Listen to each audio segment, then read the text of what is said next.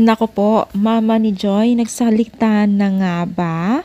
So yan po ang ating pag-usapan for today's video, at kung bago ka pa lang sa aking channel, please subscribe, like, and pakit na rin po natin guys ang notification bell upang ma-update po tayo tuwing ako pinag-upload patungkol sa Team Kalingap. So ayun nga po guys, no, supportan din po natin tong ang Kalingap team, no, si Kalingap Rab at Kuya Bal.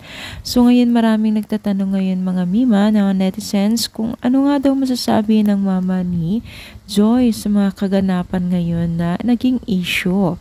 So talagang makita po natin ang mama ni Joy ay talagang nagsusuporta at nasasaktan sa lahat ng bagay. Syempre anak niya eh.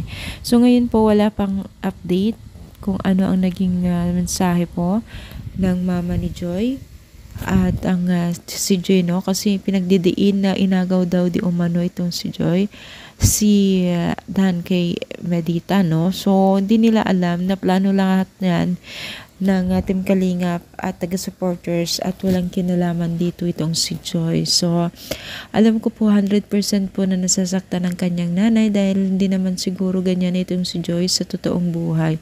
So wala pa tayong nakakilala sa kanila, pero sa mga kilos nila at alam mo na kung ano ang pinagkatiwalaan sa kanila, no.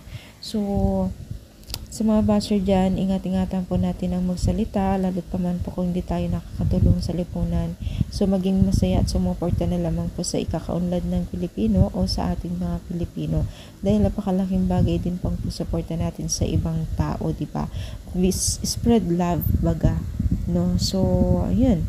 Ano masasabi ninyo? Kaya rin po ba ay nababahala na kay Dan Joy? I-comment down, palike pang ating video. Thank you so much guys. More power and God.